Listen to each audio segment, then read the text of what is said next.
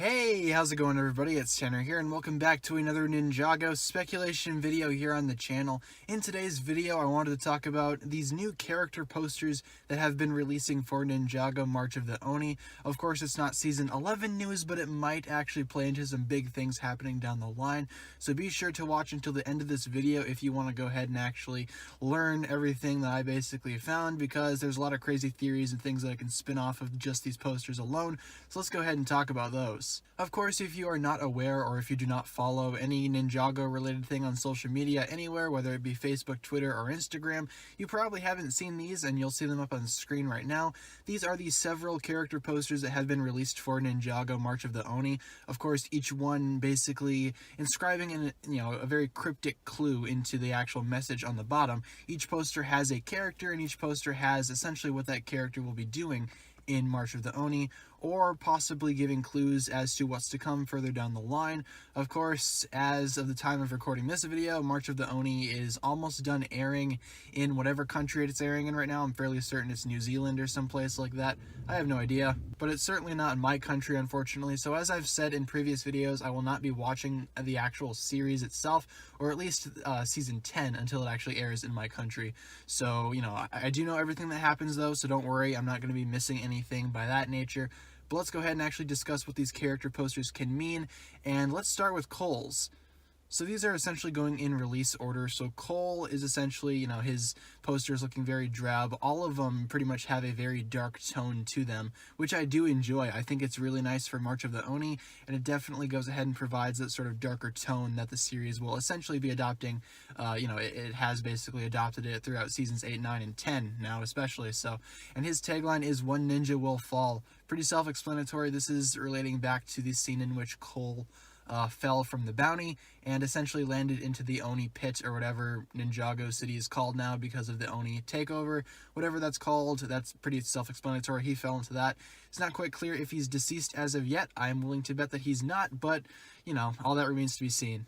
Next up is Jay. Jay's poster says, "One ninja will ask the ultimate question." Again, fairly obvious one here. This is essentially pointing out how Jay, throughout March of the Oni, is trying to propose to Nia. Essentially, the Ninjago version of marriage, if you will. It's not exactly, it's not entirely clear what exactly that means, but, yeah, he's essentially trying to find a way to ask Nia to, essentially marry him. So that one's pretty self-explanatory as well. Not much going on there. Next up, though, we have Pixel. One Nindroid must enter the darkness alone. I thought it was kind of interesting to give Pixel her own poster. Then again, she is part of the main team now, so it makes sense as she is the new Samurai X. But entering the darkness alone, I essentially think that's going to be her possibly going down into the Oni darkness of Ninjago City to retrieve something or find someone. Perhaps she's going to be looking for Cole after he pretty much fell in there off the boat. So that remains to be seen as well from what I'm aware. Next we have Zane. One Nindroid must leave his love behind.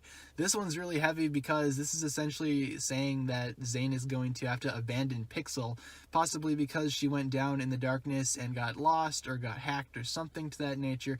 Maybe got even completely destroyed, and that essentially crushes his character. Of course, as we know, or as I theorized in another video earlier this week, I'm theorizing that Zane is going to be evil in Season 11 due to unknown means, but that unknown consequence or whatever happening to Zane that turns him evil might be the fact that he has to leave Pixel behind for a second time. It's been a little bit, since Pixel was last, I don't want to say relevant, but when she was actually essential to the story. That was, of course, Season 3 and 4, of course. She actually became the digital insert inside Zane's head. Now she's physical again, but this is essentially saying that Zane could possibly be losing her again, which is very unfortunate for Zane, but of course it is necessary to drive the plot forward, and I'm curious to see what this actually does to his character. Next up, Nia. This one is another pretty self-explanatory one. One ninja will make a fatal mistake. Quite obvious here what this is referring to. This is referring to the scene in one of the episodes from March of the Oni in which Nia essentially clicks the wrong switch on the bounty, causing Cole to fall off, presumably to his death. So yeah, obviously she feels really bad about this, as the poster, essentially, expresses to the audience. There, is basically saying, hey, Nia feels bad, and yeah, it was a fatal mistake when you think about it, because according to all the ninja, Cole's dead. So yeah, there's that. Next up, this one's a little interesting. Kai, one ninja, will hold the fate of Ninjago in his hands. This one is a little self-explanatory as well, but it also has a little bit of things that have yet to be seen incorporated into the narrative of this actual poster. When you look at the poster itself, Kai's doing his little flame thing there with his hands, and this is relating back to the fact that he is essentially going to create new golden weapons for the ninja team to use against the Oni, as Garmadon and Lloyd found out that the Oni are weak to the golden armor, which was the golden weapons, in a different state of time. Then it got melted into the golden armor for the Overlord, and now they're going to be melting down that armor into new golden weapons to use against the Oni, which is interesting to see, and Kai will of course be the one to essentially carry out that entire operation, as he is, the fire master, so it makes sense that he would be able to create and weld weapons such as, the golden weapons. And as always, it also helps that he was once a blacksmith, so, all that kind of makes sense there for that. Next up, Master Wu. One master must prepare for the end. So, I get what a lot of people are saying, that maybe March of the Oni could be the final Ninjago season, but that's pretty much been debunked, as Season 11 is right around the corner that we know of. So, yeah, what exactly is he talking about here? I don't think Master Wu's gonna die or anything like that, so I wouldn't be too concerned over that. It really wouldn't make much sense. I mean, from what I've been told, March of the Oni really doesn't feature Master Wu that much as a character. I think only in the first episode he shows up, correct me if I'm wrong. But he essentially went missing throughout Season 8, and in Season 9 we got him back, so it would be kind of a waste to kill him off so soon, especially with the newly redesigned ninja crew. It might be a little bit of a stretch to, essentially kill him off that quickly, and I don't think Ninjago is going to be ending anytime soon, so could he be referring to possibly the end of Ninjago City, or the end of this current ninja team? As I've theorized before, Season 11 might bring in a new team of ninja. So I really don't know what this is about here. One master must prepare for the end. Not quite sure on that one, guys, but be sure to leave a comment down below talking about that as well. And that's true for all of these posters. Feel free to do just that. Next up, we have Garmadon, which is interesting to see. Garmadon is looking at a picture of his old self with Lloyd. I think this is during the tournament or after the final battle or somewhere in between that. And his caption reads, "One Oni must choose sides." So from what I've heard, Garmadon in the Season 10 storyline sounds a lot like Garmadon from the Ninjago movie, which is what I'm really looking forward to seeing the most. And if he's anything like the Ninjago movie, that means he's going to be really funny, yet also really conflicted. And Garmadon, it would make sense for him to be really conflicted as to which side he's going to take. Naturally, he is Oni by blood, but his son is basically the leader of the entire ninja team, so essentially he's got to have to pick a side there at some point, and he's basically caught in the middle, which is something that I really can't appreciate. I really do like that quite a bit, considering Garmadon's character and how far he's come, and while I was initially against his resurrection, as I thought that his character was basically complete by the time he was killed off during Season 4 and permanently into Season 5, I don't know, I'm always up for more development when it comes to Garmadon, and now that he's back and now that he's revived, I'm curious to see what the series will actually do with him and how exactly he will be changing sides moving forward. And last one, this was the one that came out most recently, I believe. This one is Lloyd's, and it says, "One ninja will reach into the light."